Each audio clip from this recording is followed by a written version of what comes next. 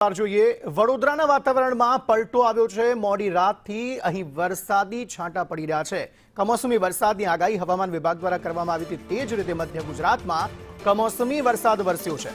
ગત રાત્રે વાઘોડિયામાં વરસાદ પડ્યો હતો, તો આજે વડોદરાના પણ અલગ અલગ વિસ્તારોમાં વરસાદી માહોલ જોવા મળી રહ્યો છે। વાતાવરણમાં પલટો આવ્યો છે, વાતાવરણ ખુશનુમા બન્યું છે। છેલ્લા 2-3 દિવસથી ગરમીનો અનુભવ પણ રાજ્યવાસીઓ જ્યારે કરી રહ્યા હતા, ત્યારે મધ્ય ગુજરાતમાં ખાસ કમોસમી વરસાદે ખેડૂતોની ચિંતામાં વધારો કર્યો છે। રાજુ મંસૂરી વધુ માહિતી આપી રહ્યા છે। રાજુ, જણાવશો શું વધુ વિગતો? જી રાજુ।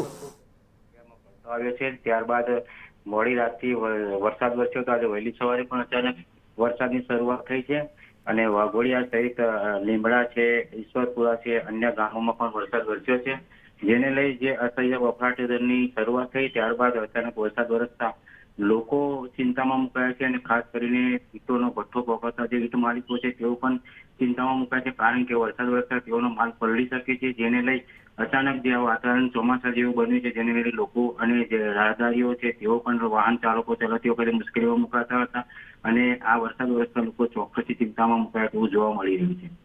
જી આભાર સમગ્ર માહિતી આપવા માટે।